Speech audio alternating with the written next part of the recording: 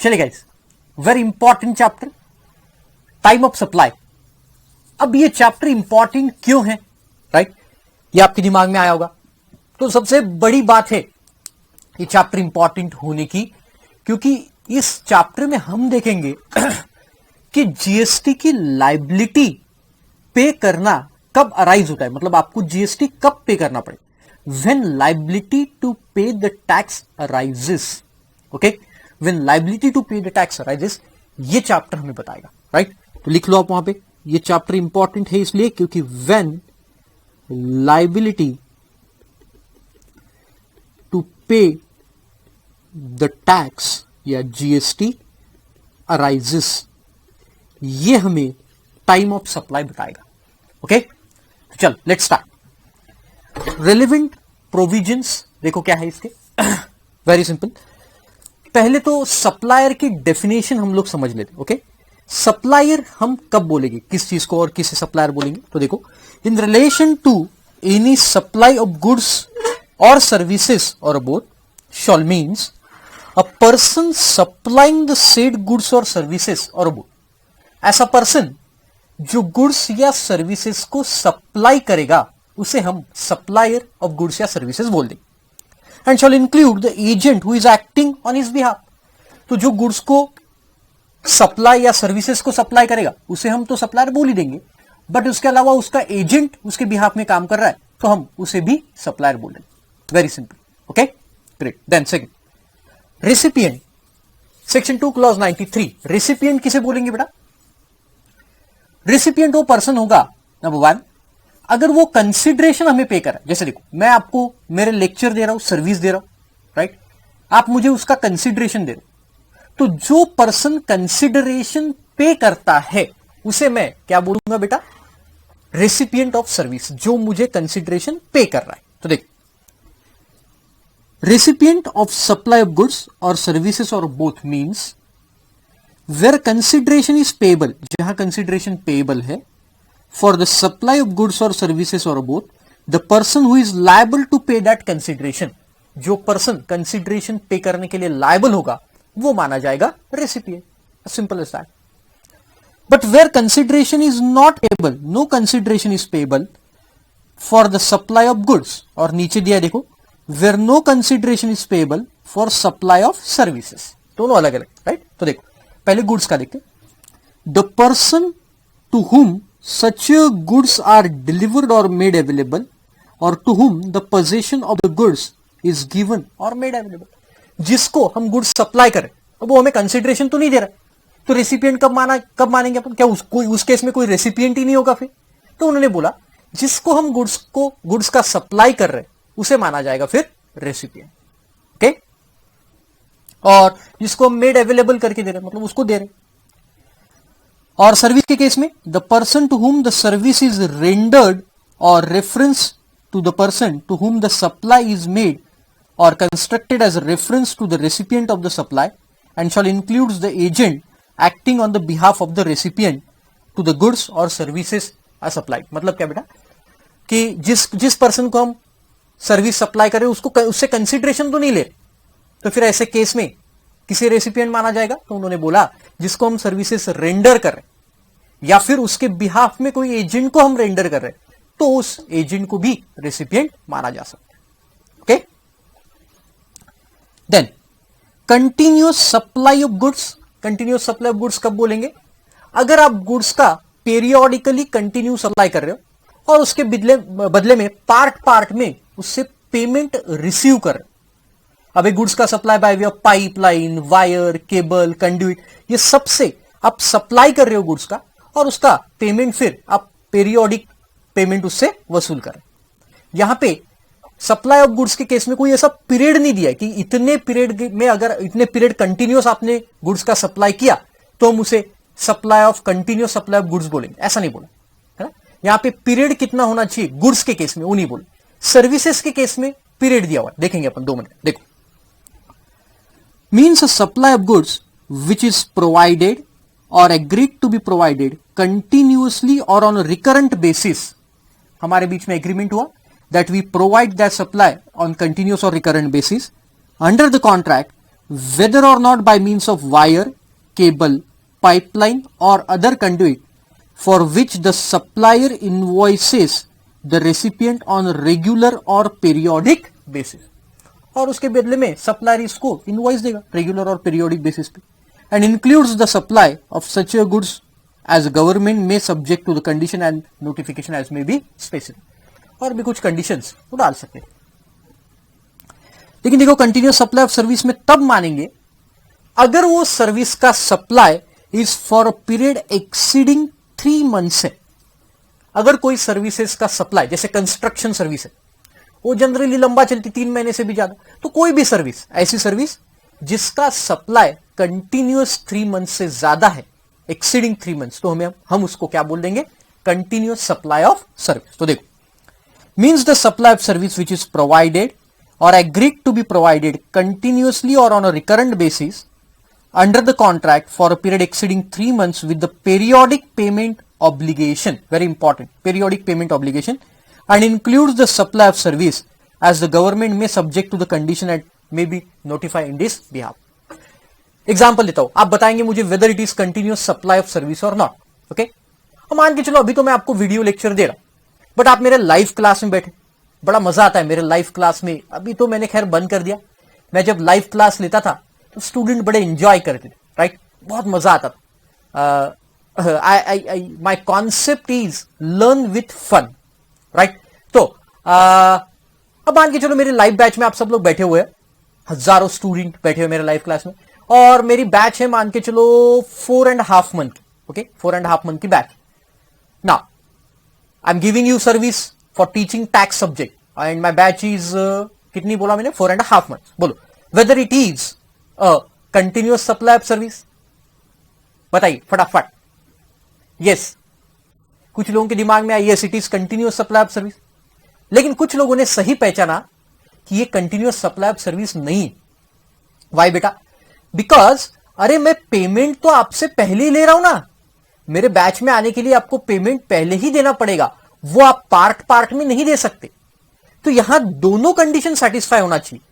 एक तो ये सर्विस 3 महीने से ज्यादा होना चाहिए, वो तो है 4.5 month, बट पेमेंट पीरियोडिक नहीं है, मतलब पेमेंट में एक साथ ले रहा हूं, तो इसे मैं कंटिन्यूअस सप्लाई ऑफ सर्विस नहीं बोल सकता. समझ में आया आपके, इतना ध्यान रखना पड़ता है. Okay, so this is the definition of supplier, recipient, continuous supply of goods and continuous supply of services. Continuous supply of goods में ये 3 months का पीरियड नहीं है गाइस, ध्यान रखना, ये सिर्फ किसमें, services. Now let's start the very important section, जिसमें हम देखेंगे कि लायबिलिटी जीएसटी की अब कब अराइज होगी, सेक्शन 12. ओके, तो चलो ध्यान से समझिएगा.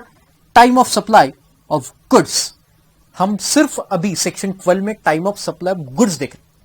सेक्शन 13 में जाएंगे तब time of supply of service देखेंगे. ओके, और बड़ा इंपॉर्टेंट एक नोटिफिकेशन आया हुआ है, वो नोटिफिकेशन पूरा क्वेश्चन को हिला देगा, तो आप बड़े ध्यान से समझिएगा इसको. ओके, इस chapter.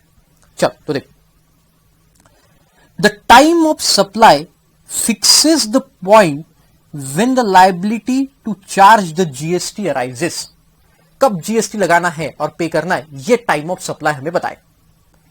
It also indicates when the supply is deemed to have been made.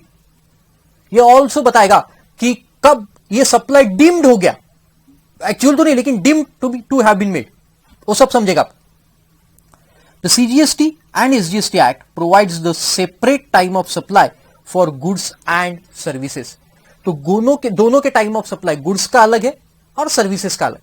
तो जैसा time of supply of goods अभी अपन सेक्शन 12 में देख रहे हैं, time of supply of services हम सेक्शन 13 में देखें, राइट. तो अभी आप सिर्फ time of supply of goods देख रहे हैं, राइट. ये आपके दिमाग में क्लियर होना चाहिए, कोई दुविधा आपके दिमाग में नहीं होनी चाहिए. ओके, चल लेट्स स्टार्ट.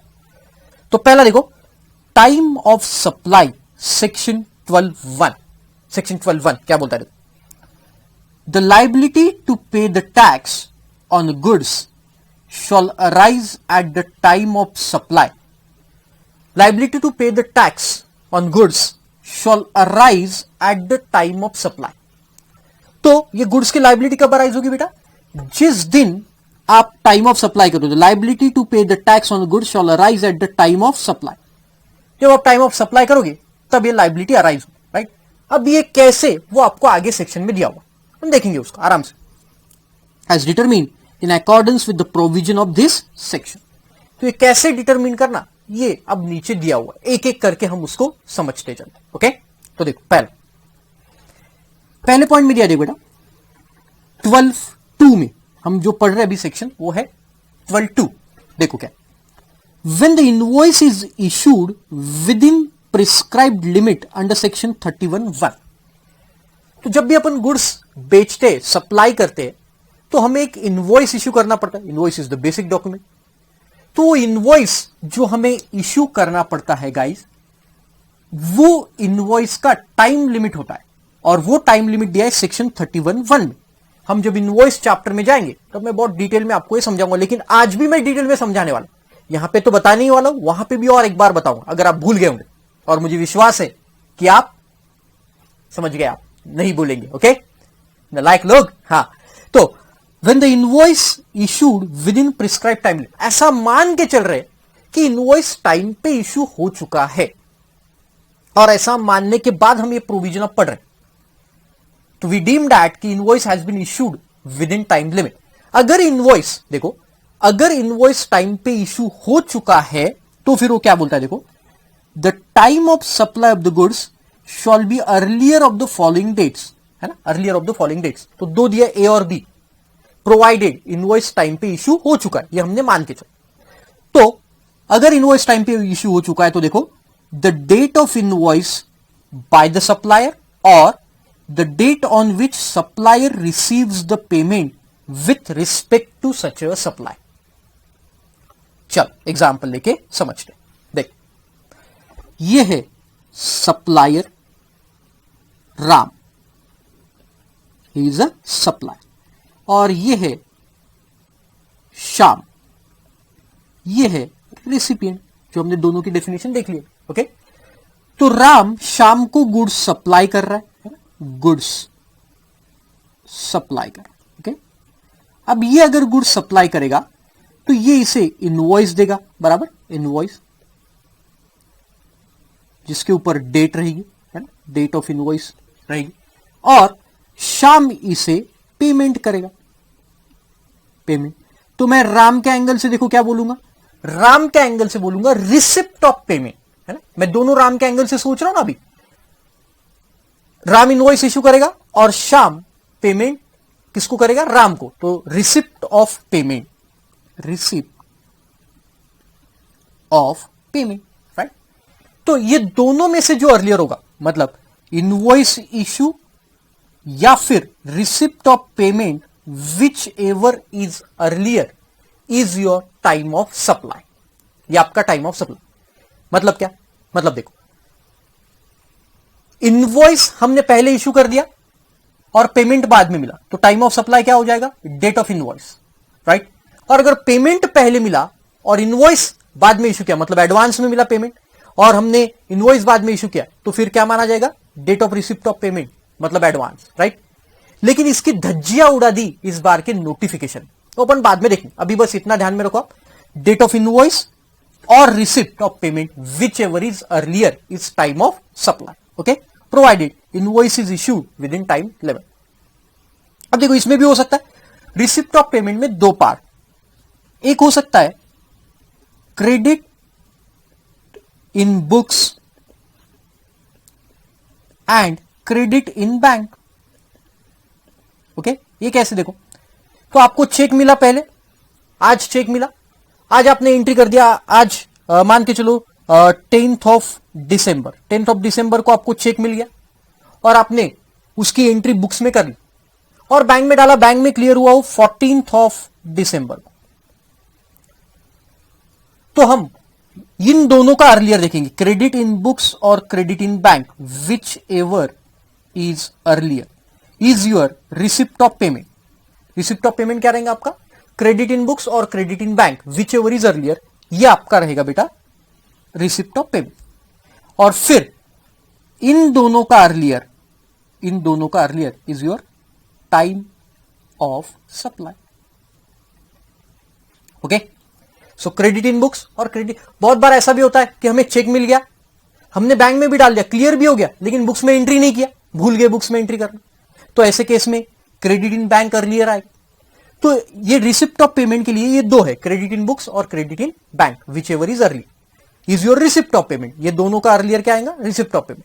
और फिर इनवॉइस और रिसिप्ट ऑफ पेमेंट का earlier time of supply. Okay, आपको लिखना है, पॉज करो और लिखो। चल एक्सप्लेनेशन देखो। For the purpose of clause A and B, supply shall deem to have been made to the extent it is covered in the invoice or as the case may be the payment. Simple. और explanation 2 जो मैंने बताया, for the purpose of clause B, मतलब ये receipt of payment के लिए, the date on which the supplier receives the payment, कौन से दिन मानेंगे, shall be the date on which the payment is entered into books of account or date on which the payment is credited in the bank, whichever is early. तो books में आपने entry किया या फिर आपको पेमेंट बैंक में मिला, which ever is earlier is your time of supply, is your receipt of payment, और फिर उसको कंपेयर करेंगे इनवॉइस के साथ। Clear, correct. देन अब इनवॉइस की ड्यू डेट क्या है, देखो ये क्यों बताया गया। देखो अब जैसा हमने ऊपर देखा सेक्शन 12(2) में, time of supply is date of issue of invoice और receipt of payment whichever is early. Simple. अब मुझे मालूम है कि अगर मैंने इनवॉइस इश्यू किया तो मेरा टाइम ऑफ सप्लाई आ जाएगा, तो मैं क्या करूंगा, मैं इनवॉइस ही इश्यू नहीं करूंगा, राइट। मैं इनवॉइस ही इश्यू नहीं करूंगा ना, तो मेरा टाइम ऑफ सप्लाई कभी आएगा ही नहीं। आप समझ रहे हो मैं क्या बोलना चाह रहा हूं। अरे time of supply date of issue of invoice और receipt of payment whichever is earlier. अब मुझे पेमेंट तो मिला ही नहीं, तो मैं तब तक इनवॉइस भी नहीं इश्यू करूंगा, तो मेरा टाइम ऑफ सप्लाई आएगा ही नहीं। तो गवर्नमेंट ने बोला ऐसा नहीं चलेगा, तो ये इनवॉइस इश्यू करने की जो ड्यू डेट है जो सेक्शन 31(1) में दी है, वो हम लोग देखते हैं। तो क्या इनवॉइस की ड्यू डेट है, this is very important. Okay, तो देखो, a registered person supplying the taxable goods shall on और before at the time of, on और before at the time of, अगर ये supply involves the movement of the goods, अगर supply involves movement of the goods मतलब क्या कि आप मेरे शॉप में आए और मुझे बोले कि सर आप एक काम करो, हमें मेरे शॉप में इलेक्ट्रॉनिक आइटम फ्रिज खरीदना है। बोला अच्छी बात है, तो आपने मेरे से फ्रिज खरीदा और फिर आपने मुझे बोला कि सर ये हमारे घर तक आप पहुंचा के दो। ओके, आप ही का ट्रांसपोर्ट सिस्टम, आप हमारे घर तक, छोटा हाथी, मालूम है आपको छोटा हाथी आता है, तो छोटा हाथी में मैंने फ्रिज डाला और मेरी रिस्पॉन्सिबिलिटी कब तक है, जब तक ये फ्रिज आपके घर तक नहीं पहुंचता। मतलब supply involves movement of the goods. तो जहां ये supply involves movement of the goods है, या फिर आप बड़े बड़े ट्रक्स देखते हो हाईवे पे जाते, where that involves the movement of supply of goods, बराबर। तो अगर supply involves movement of the goods, then invoice आपको इश्यू करना पड़ेगा ऑन और before the date of removal of the goods, right. तो अगर सप्लाई मूवमेंट, जैसा ये मेरी फैक्ट्री है और ये रेसिपिएंट का प्रीमाइसिस है, यहां से इफ सप्लाई इन्वॉल्व्स मूवमेंट, मतलब ये ट्रक में जाके गुड्स डाल के जा रहे हैं यहां पे, it involves the movement of the goods, बराबर। तो मुझे इनवॉइस कब तक इश्यू करना पड़ेगा बेटा, ऑन और बिफोर, मतलब मैं यहां से रिमूव कर रहा हूं बेटा, तो यहां से ऑन और before removal of the goods, on और बिफोर रिमूवल ऑफ गुड्स, इस दिन तक मुझे इनवॉइस इश्यू करना पड़ेगा, where supply involves the movement of the good, right. On the other hand, ये समझ में आ गया, on the other hand if supply does not involve the movement of the goods, मतलब क्या, सप्लाई इन्वॉल्व्स डिलीवरी, देखो वहां पे दिया है, डिलीवरी ऑफ द गुड्स और making them available to recipient, मतलब क्या, आप मेरी दुकान में, अब मेरा दुकान है छोटा किराना शॉप, शुगर मिलता है, ऑयल मिलता है, ग्राउंड नट्स मिलते हैं, आप मेरे दुकान में आए और आपने बोला कि 5 किलो शुगर, तो अच्छी बात है, मैंने पैक किया, 5 किलो शुगर आपको दे दी और आपसे पैसे ले ली। तो फिर ऐसे केस में इनवॉइस का टाइम क्या रहेगा, कब तक मुझे इनवॉइस इशू करना पड़ेगा, तो making them available to the recipient, तो मैं उसको शुगर दे रहा हूं, उसी समय मुझे इनवॉइस बनाना है। यहां पे मूवमेंट नहीं है गुड्स का, देखो मूवमेंट है क्या, आप मेरे शॉप में आए, मैंने आपको सामान दे दिया, तो यहां पे क्या है, where delivery of the goods और making them available to the recipient in other case issues the tax invoice showing the description, quantity and the value of the goods thereof। मतलब आपको ये इनवॉइस अब कब तक इश्यू करना पड़ेगा, eight the time of at the time at or before making the delivery or making them available to the recipient, तब तक आपको इनवॉइस को इशू कर देना है। आया दोनों बातें ध्यान में। तो जहां मूवमेंट इन्वॉल्व है, जहां गुड्स की मूवमेंट इन्वॉल्व है, तो वहां कब तक बेटा इनवॉइस इशू करना है आपको? वहां जब गुड्स बाहर निकल रहे फैक्ट्री गेट से उस दिन वहां तक या उससे पहले, और जहां मूवमेंट नहीं है वहां डिलीवरी ऑफ द गुड्स और मेकिंग देम अवेलेबल, तब तक आपको इनवॉइस को इशू करना है। Very simple, okay great. फिर 31.4 बाद में देखते। अभी ये 31.1 is for where it involves the movement of the goods और मेकिंग देम अवेलेबल के केस। ओके नाउ एक सर्कुलर पहले पढ़ लेते। देखो ये सर्कुलर आया, वेरी इंपॉर्टेंट, सॉरी सर्कुलर नहीं, नोटिफिकेशन। और ये नोटिफिकेशन आया हुआ है बेटा 15 नवंबर 2017 का, 15 नवंबर 2017।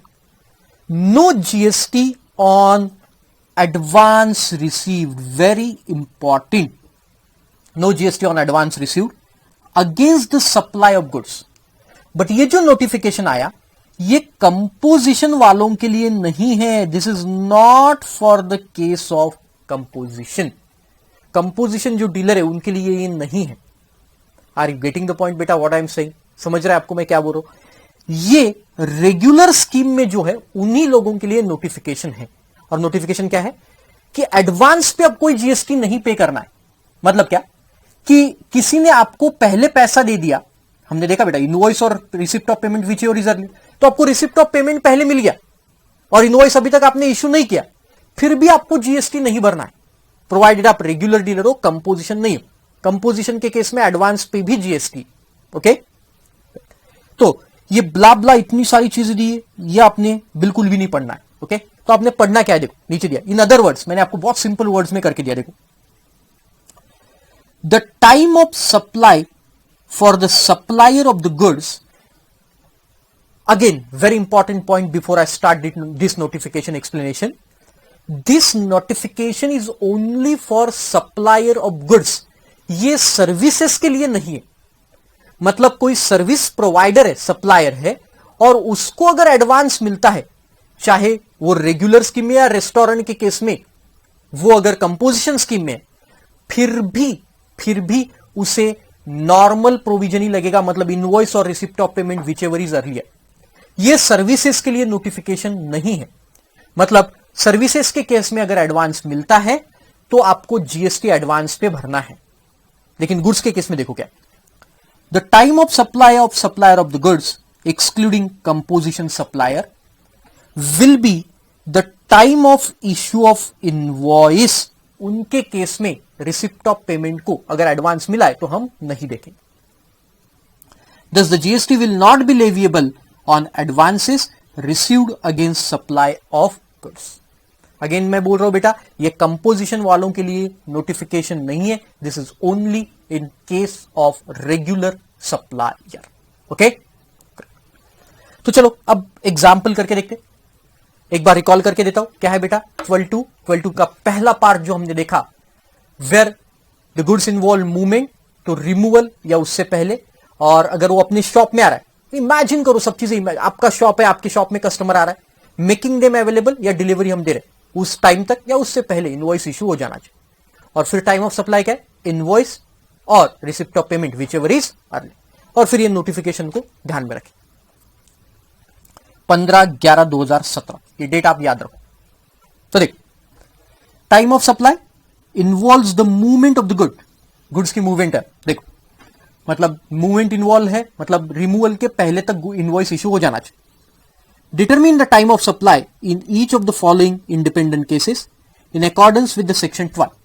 ग्रेट, देखो डेट ऑफ रिमूवल दी है आपको, डेट ऑफ इनवॉइस दिया है, date when goods made available to the recipient, इसका कुछ काम ही नहीं हमको, ये कब उसको मिले उससे हमें कोई लेना देना नहीं, और date of receipt of payment ये काम का है। ओके तो देखो अब पहले ये जो दो कॉलम है उसमें से हम लोग डिसाइड करेंगे इनवॉइस टाइम पे इशू हुआ है क्या, बराबर है ना। इनवॉइस का टाइम लिमिट हमको मालूम है बेटा, कहां दिया हुआ है वो 31/1 में। तो क्या इनवॉइस 31/1 के हिसाब से इशू हो चुका है?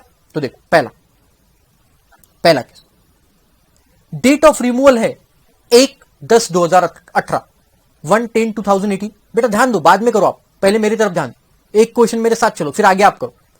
1 अक्टूबर 2018 को रिमूवल है और इनवॉइस की डेट है 2 अक्टूबर 2018, मतलब इनवॉइस की डेट गलत है। उन्होंने स्टैंडर्ड फॉलो नहीं किया सेक्शन 31 का। इनवॉइस कब तक इश्यू होना चाहिए, डेट ऑफ रिमूवल या उससे पहले।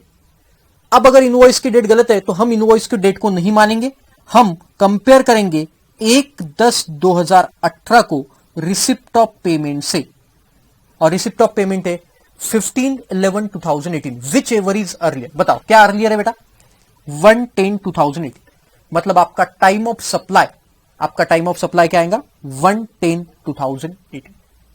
अरे आप समझे, मैंने बताया था बेटा, अदरवाइज तो लोग इनवॉइस ही नहीं इशू करेंगे ना, तो इसलिए उन्होंने बोला कि रिमूवल के दिन तक इनवॉइस इशू होना चाहिए, राइट। दूसरा केस 3/10/2018 को रिमूवल हो गया, लेकिन इनवॉइस उससे पहले ही बनाए, तो बिल्कुल सही केस किया, इनवॉइस पहले बनना चाहिए।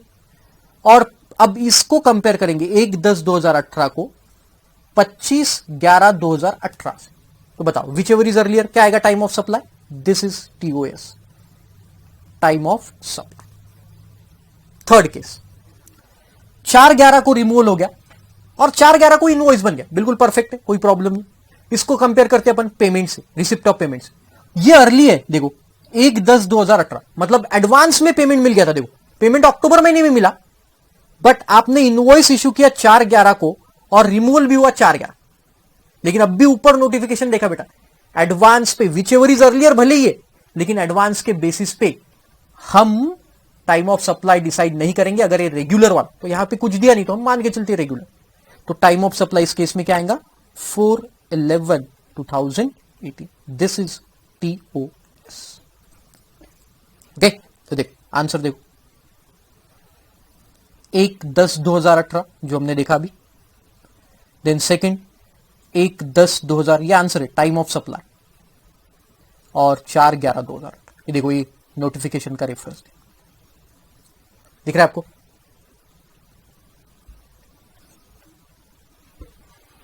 डेट ऑफ रिमूवल वही कॉलम इधर बना है, डेट ऑफ इनवॉइस इसका कुछ काम ही नहीं, date of receipt of payment और टाइम ऑफ, और फिर उसके बाद में रीजन, रीजन सब बता दिया मैंने आपको। चले आगे, सेकंड क्वेश्चन, अब आप करो, मैं कर रहा हूं, आप पॉज भी कर सकते हो लेक्चर को, आप खुद आगे बढ़ सकते हो। देखो, from the following information determine the time of supply of the goods where supply involves movement of the goods. Again यहां पे मूवमेंट की बात, ओके। तो पहला इनवॉइस की डेट, इनवॉइस की डेट 16/11, रिमूवल हुआ 10/11 को, तो इनवॉइस की डेट गलत है, मतलब 10/11 को इनवॉइस बन जाना चाहिए, लेकिन यहां नहीं बना, तो अपन ये 10/11 को कंपेयर करेंगे। अब किसके साथ कंपेयर करेंगे बेटा, 10/11 को कंपेयर करेंगे रिसिप्ट ऑफ पेमेंट के साथ 16/11, तो विच एवर इज अर्लियर, मतलब दिस इज टीओएस, इसका कुछ काम नहीं, डिलीवरी। दूसरे केस में 1/11 को इनवॉइस बन गया और रिमूवल देखो कब है, 10/11 को, मतलब ये डेट बराबर इनवॉइस टाइम पे प्रॉपर इशू है 31/1 के हिसाब से, रिमूवल के पहले। रिसिप्ट ऑफ पेमेंट कुछ भी नहीं, तो फिर यही आपका टीओएस बन जाएगा, रिसिप्ट आया ही नहीं अभी तक, time of supply, date of invoice हो गया।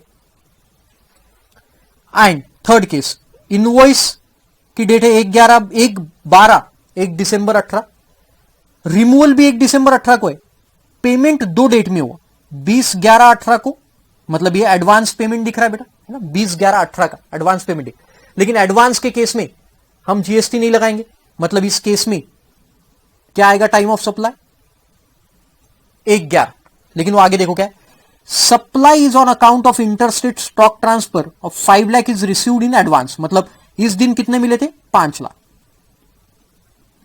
तो ये 5 लाख के लिए टाइम ऑफ सप्लाई क्या माना जाएगा, 1/12/2018, ये 5 लाख, समझ में आया।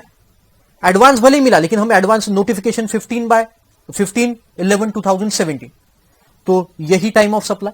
और दूसरे केस में पैसे बाद में मिले, तो अब इसको कंपेयर करो अगेन, इनवॉइस की डेट को कंपेयर करेंगे हम 10/12/2018, इस दिन 6,20,000 मिले, तो इस दिन of course time of supply which ever is earlier, इस दिन भी क्या बन जाएगा, 1/12/18, तो ये 6,20,000 के लिए भी टीओएस बन जाएगा 1/12/2018। समझ गए? आंसर दिया होगा, देखो ये पहले दो केसेस और ये देखो ये दोनों के लिए 1/12/2018, 1/12। सिंपल रहता है, कोई दिमाग ज्यादा लगाने की जरूरत नहीं। Okay, then where supply does not involve movement of the goods, मतलब क्या, वो आप मेरे शॉप में मेकिंग देम अवेलेबल और डिलीवरी ऑफ द गुड्स, उस दिन तक इनवॉइस बन जाना चाहिए। लेट्स सी, देखो date of invoice 2/12/2018, date of making made them available to the recipient 3/10/2018, तो ये 3/10 तक इनवॉइस बन जाना चाहिए, बन गया था पहले ही। इसको कंपेयर करेंगे रिसिप्ट ऑफ पेमेंट के साथ 15/11, whichever is earlier, time of supply 2/10/2018, simple. Date of invoice है 4/10 और मेक अवेलेबल देम ये हो गया 1/10 को, रेसिपिएंट को हमने 1/10 को ही दिया, तो इनवॉइस लेट इश्यू हो गया, तो हम इस डेट को कंपेयर करेंगे, विच एवर इज अर्लियर, दोनों में से इनको कंपेयर करेंगे इससे, तो टाइम ऑफ सप्लाई क्या आएगा बेटा, 1/10/2018। मेकिंग देम अवेलेबल है 6/11 को और इनवॉइस बना 4/11 को, वेरी गुड, इनवॉइस टाइम पे बना। 4/11 को कंपेयर करो 1/10 के साथ, तो 1/10 पहले रिसिप्ट ऑफ पेमेंट, लेकिन अगर ये एडवांस है, देखो एडवांस 1 अक्टूबर को एडवांस मिला है ना, तो फिर ये एडवांस के समय हम जीएसटी नहीं लगाएंगे, मतलब टीओएस इस केस में भी क्या हो जाएगा। अगर एक क्वेश्चन में दिया तो कंपोजिशन डीलर है तो फिर ये टीओएस बन जाता, if he is composition dealer. तो देखो टीओएस 3 देख लिया हमने, 2/10, 1/10, 4/11,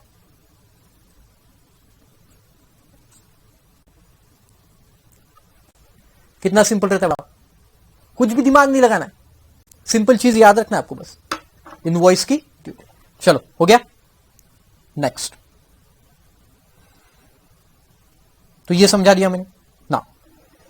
invoice due date as per continuous supply of goods 31(4), continuous supply of goods ये क्या होता है मैंने बताया अभी आपको।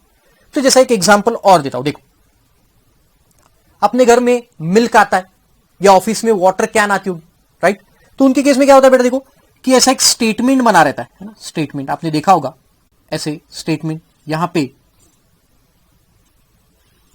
सीरियल नंबर, फिर यहां पे कितना लीटर मिल्क आया और यहां पे साइन वगैरह। तो जैसा 1 तारीख को, या डेट है यहां पे, डेट 1 तारीख को 5 लीटर दूध आया, साइन कर दिया हमने, फिर 2 तारीख को 3 लीटर दूध आया, यहां पे साइन कर दिया, फिर 3 तारीख को 5 लीटर दूध आया, साइन कर दिया, ऐसा रहता। This is called as statement of account, है ना, स्टेटमेंट ऑफ अकाउंट, ये स्टेटमेंट ऑफ अकाउंट कहलाता। तो जिस दिन ये स्टेटमेंट ऑफ अकाउंट बन जाएगा, फाइनल हो जाएगा, उस दिन तक आपको इनवॉइस इश्यू कर देना। ओके, ये 31(4) होता है, मतलब जो इनवॉइस मैं बोला था ना आपको इनवॉइस चैप्टर में, तो 31(1) हमने देख लिया। 31(1) इज वेयर जहां पे मूवमेंट ऑफ गुड्स है और जहां पे मेकिंग देम अवेलेबल। अगर कंटिन्यूअस सप्लाई है तो फिर देखो क्या है 31(4) में, in case of continuous supply of goods where the successive statements of account और सक्सेसिव पेमेंट्स आर इन्वॉल्व। जहां सक्सेसिव स्टेटमेंट ऑफ अकाउंट, जैसे मैंने बताया कि यहां पे अकाउंट बनता रहता है आपका 1 तारीख का, 2 तारीख का, 3 तारीख का, है ना, where successive statements of account और successive payments are involve, the invoice shall be issued before or at the time of such a statement is issued or as the case may be such a payment is received। तो लिख लो आप invoice कब तक issue करना है, invoice shall be issued कौन से दिन तक बताओ, जिस दिन स्टेटमेंट ऑफ अकाउंट्स बन गया और अर्ली, उसके पहले। ओके, तब तक आपका इनवॉइस बन जाना चाहिए। अब ये इनवॉइस को कंपेयर करेंगे रिसिप्ट ऑफ पेमेंट के साथ, वही फंडा वही। अब उसको कंपेयर करेंगे रिसिप्ट ऑफ पेमेंट के साथ, बस ये पार्ट अलग अलग है, जहां मूवमेंट है, जहां कंटिन्यूअस सप्लाई है, फिर देखेंगे सेल्स ऑन अप्रूवल, ये पार्ट अलग अलग, बाकी सब सेम। ओके, एग्जांपल दिया देखो, supply of filter water can in office daily but build on 10th of every month. तो स्टेटमेंट ऑफ अकाउंट फाइनल हो जाता है 10th को और उस दिन बिल इश्यू कर देते हैं। ओके, तो चलो एक एग्जांपल इसका भी देखते हैं।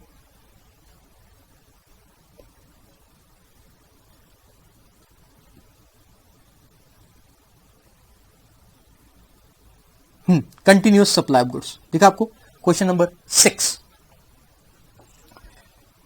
देखो आगे एक दो पेज आगे होगा।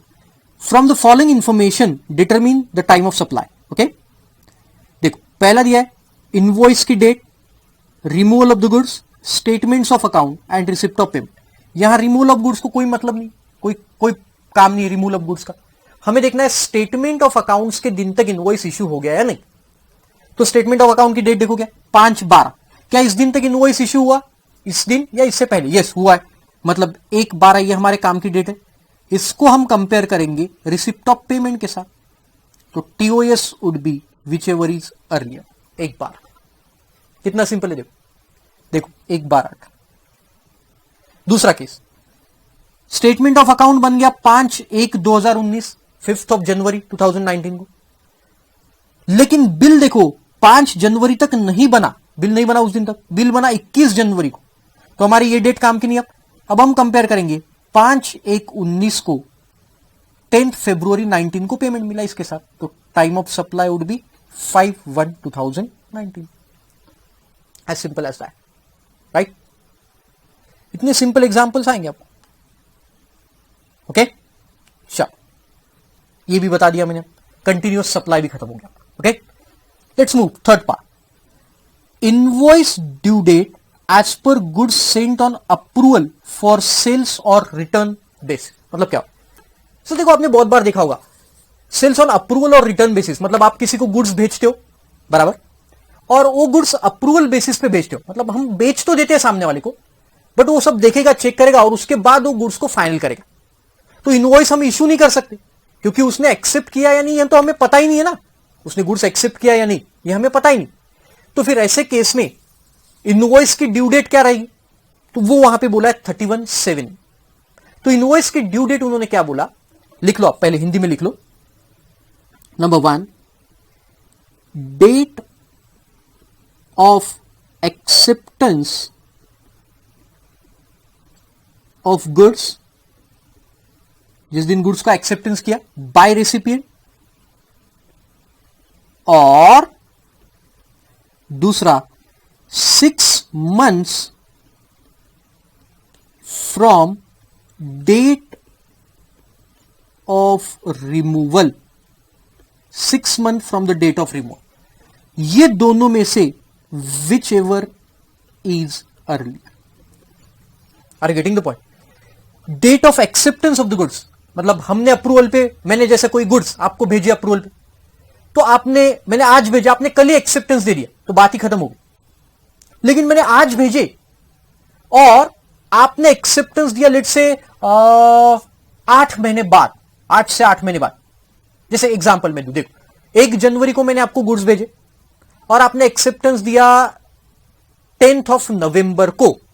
10th ऑफ नवंबर को आपने बोला ये सर गुड्स आर ओके। तो ऐसे इतने देर थोड़ी ना इनवॉइस बनाने का रोकेंगे हम।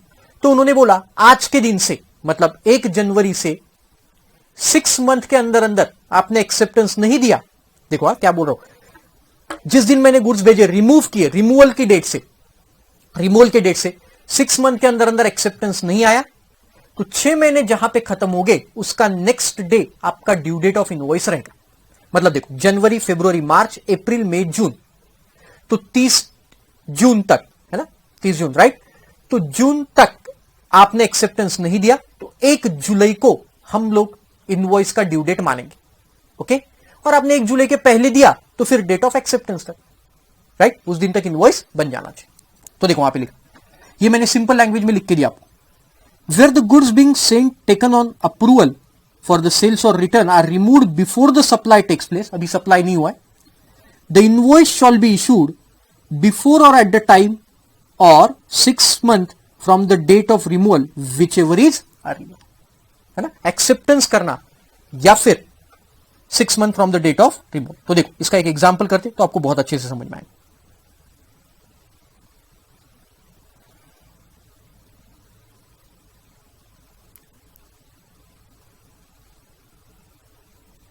हाँ देखो, सेल्स ऑन अप्रूवल बेसिस पे question number 7, from the following information determine the time of supply if the goods are supplied on approval basis. Okay, याद है आपको कब तक हमें जिस दिन रिमूव किया वहां से 6 मंथ देखना है, या फिर acceptance which ever is earlier, उस दिन तक इनवॉइस इश्यू हो जाना चाहिए। तो देख, रिमूवल है 1 दिसंबर 2018 का, है ना, 1/12/2018 का रिमूवल। ओके, एक्सेप्ट देखो 5/12 को ही कर लिया। अब 1/12/2018 से 6 महीने अगर आप करके देखेंगे तो वो कभी तो भी 1 जून में जाता, लेकिन उसकी जरूरत नहीं, क्योंकि उसने 5 दिसंबर को ही एक्सेप्ट कर लिया, गुड्स को 5 दिसंबर को एक्सेप्ट कर लिया, तो इस दिन इनवॉइस बन जाना, क्योंकि उस सामने वाले ने बोला कि ओके गुड्स, इमीडिएट हमको इनवॉइस बना देना, time of supply, right, invoice बना देना। लेकिन हमने बनाया 15/12 को, मतलब हमने गलती की, तो हम एक्सेप्टेंस की डेट को ही ड्यू डेट ऑफ इनवॉइस मानेंगे और उसको कंपेयर करेंगे रिसिप्ट ऑफ पेमेंट के साथ, विच एवर इज अर्लियर। तो 5/12 would be time of supply. Okay, second case, 1/12/2018 को गुड्स निकल गए, रिमूव हो गए। अब एक्सेप्ट देखो कब किया उसने, 25 जुलाई को एक्सेप्ट किया, मतलब 6 महीने बीत चुके थे, 6 महीने बीत चुके, बराबर कर लो आप, 6 महीने बीत गए। और इश्यू ऑफ इनवॉइस देखो कब बना है, 25 जुलाई 2019। तो अब देखो इनवॉइस कब तक बनाना चाहिए उसको, जिस दिन गुड्स रिमूव किए वहां से 6 महीने तक। तो गुड्स रिमूवल है 1/12 का, तो 6 महीना होते हैं 1 जून 2019 को, 1 जून 2019 को 6 महीने कंप्लीट होते, तो वहां तक इनवॉइस बना लेना चाहिए था। बट हमने नहीं बनाया, देखो हमने बनाया क्या, नहीं, हमने तो जुलाई में बनाया, 1 जून तक इनवॉइस बन जाना चाहिए था, बट हमने कब बनाया, जुलाई में। तो अब 2 जून 2019 ये हमारी बनेगी बेटा ड्यू डेट ऑफ इनवॉइस, और इसको कंपेयर करेंगे अब हम रिसिप्ट ऑफ पेमेंट के साथ। तो this is our time of supply. आया समझ में? 6 month from the date of removal और एक्सेप्टेंस, वहां तक आपका इनवॉइस बन जाना चाहिए। तो देखो 2 जून, रीजन भी दिया आपको सब। Okay, great. Then when invoice is not issued within a prescribe time limit, अगर प्रिस्क्राइब टाइम लिमिट में इशू नहीं किया गया, तो अभी हमने देखा ड्यू डेट जो रहती है, मतलब उसी को हम लोग क्या मानेंगे, और उसी को हम लोग कंपेयर करेंगे रिसिप्ट ऑफ पेमेंट के साथ। The last date on which he required to be issued under subsection 1 of 31 to be issued, or the supplier receives the payment in respect of supply. इसको पढ़ने की कोई जरूरत नहीं, वो तो हम लोग ऑलरेडी देख लिए। एंड लास्ट एक पॉइंट है, देखो एडवांस अप टू 1000 पढ़ लेते, provided that where the supplier of taxable goods receives an amount up to 1000 rupees in excess of the amount indicated in invoice, the time of supply to the extent of such a excess amount shall at the option of the supplier with the date of invoice in respect of such a excess amount. ये क्या है, देखो जैसे आप कोई shop में गए, है ना, आप रेगुलर वो शॉप में जाते और आपका बिल हो गया 5600 रुपीज, आपका बिल हो गया 5600, और आपने 2,000 के 3 नोट उसे दे दी, मतलब आपने कितना दिया, 6000। देखो आपका बिल कितने का हुआ, बिल हुआ 5600 का, बट आपने सामने वाले को पैसे दिए 6000 रुपीज, और उसको बोला कि यार ये जो 400 रुपए ये चेंज वेंज मुझे मत दे, मैं बहुत बड़ा आदमी हूं, ये 400 रुपए मैं चेंज नहीं रखता, मैं हमेशा 2-2000 की नोट ही मेरे पास में रखता हूं है ना, ये 400 रुपए मैं नहीं रखूंगा, तो ये तेरे पास रख ले, अगली बार जब आऊंगा तब तू एडजस्ट कर ले। और ये बिल था 1 दिसंबर 2018, तो इस दिन आपने बोला कि 400 रुपए तू रख ले। अब 1 महीने बाद आप गए और आपने उसे बोला कि भाई वो मेरे 400 रुपए बाकी थे, याद है आपको, 1 जनवरी को गए आप और आपने बोला वो 400 रुपए मेरे बाकी थे 1 जनवरी 19 को, वो मुझे 2 चॉकलेट दे दे, एक गर्लफ्रेंड के लिए एक बीवी के लिए है ना, तो फिर 2 चॉकलेट लेके आ गए आप, एक गर्लफ्रेंड एक बीवी के लिए, 200 रुपए के डार्क चॉकलेट, जिससे दिल बड़ा अच्छा रहता है, डार्क चॉकलेट खाते हो आप, खाया करो, हाँ, तो 200 रुपए के 2 चॉकलेट लेके। अब सवाल ये उठा कि ये जो 400 रुपए का इनवॉइस बना है ना, इसका भी बिल बनेगा, तो इसके लिए टाइम ऑफ सप्लाई क्या मानेंगे, टाइम ऑफ सप्लाई क्या मानेंगे, तो फिर अभी तो लॉ क्लियर कट हो गया, क्या हो गया बेटा, देखो ये 400 रुपए इस दिन के लिए तो एडवांस था, 1 दिसंबर के लिए एडवांस था, तो ये 400 रुपए इस दिन टैक्सेबल नहीं होगा unless it is an composition deal. Okay, ये 400 रुपए टैक्सेबल कब हो जाएगा बेटा? 1 जनवरी 2019 को, जिस दिन इनवॉइस इशू होगा। Are you getting the point? तो देखो आप वही एक एग्जांपल भी दिया, एग्जांपल से आपको जल्दी से समझ में आएगा। 4, example number 4, Mr. X purchased certain goods from ABC, a registered supplier, on 15/11/18 for rupees 15,750. He made the payment of rupees 16,000 with the instruction to adjust the excess payment in future purchases. जो 250 रुपए बचे वो future purchase में adjust कर, और इस दिन, ये दिन कौन सा है? 15/11, and hence the same was adjusted by the supplier in a future purchase made on 1/1/19. Invoice issued on the same date, मतलब 1/1/19 को इनवॉइस इशू किया। Determine the tax implication with regard to the such a excess payment under GST law. तो आप इसको क्या करो बेटा कि टैक्स इंप्लीकेशन बताओ। तो कौन से दिन का टैक्स इंप्लीकेशन आएंगे बताओ? 1 जनवरी 2019 को, by virtue of this notification, by virtue of this. ये नोटिफिकेशन आने के पहले क्या था वो बता दो, या फिर कंपोजिशन डीलर के लिए क्या हो ये भी बता दो। अगर ये कंपोजिशन वाला डीलर होता तो उन्होंने बोला है कि 1000 के कम ये एडजस्टमेंट है, जैसे यहां एडजस्टमेंट कितना है? 250 रुपए का।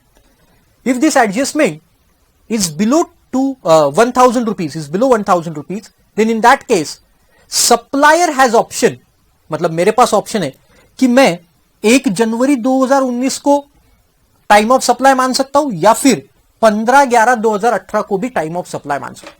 This option reserve with me, ये मेरे पास ऑप्शन है। ओके, बट ये ऑप्शन तभी रहेगा अगर ये पेमेंट, मतलब जो एडजस्टमेंट है, ये 1000 रुपए से कम का रहेगा। If it is more than 1000 तो फिर उसके लिए अलग से, मतलब आपको वो बिल का टाइम ऑफ सप्लाई निकालना पड़ेगा, इनवॉइस और payment whichever is earlier basis. Okay, फिर एक क्वेश्चन आपके लिए होमवर्क, बहुत सिंपल क्वेश्चन, और फिर एक एनालिसिस दिया है, कोई पढ़ने की जरूरत नहीं है आपको एनालिसिस को। तो ये सबको मैंने एक साथ दे दिया है ना। देखो, time of supply of the goods earlier of the following dates, date of invoice और डेट ऑफ पेमेंट और date of removal of the goods और डिलीवरी मेकिंग अवेलेबल और स्टेटमेंट ऑफ अकाउंट और एक्सेप्टेंस, रिमूवल और acceptance approval basis पे, whichever is earlier. कोई खास काम करें, उसको पढ़ना ही नहीं आपको, तो डिटेल में एक एक करके बता दें। तो बेसिक रूल है बेटा 12 इनवॉइस की डेट और receipt of payment whichever is earlier, this is basic date. और फिर हमने 3-4 केसेस देखे जहां पे इनवॉइस की डेट हमको देखना, और फिर उसके हिसाब से आपको टाइम ऑफ सप्लाई डिसाइड करना पड़ेगा कि कौन से दिन वो फिर आ जाए। ओके।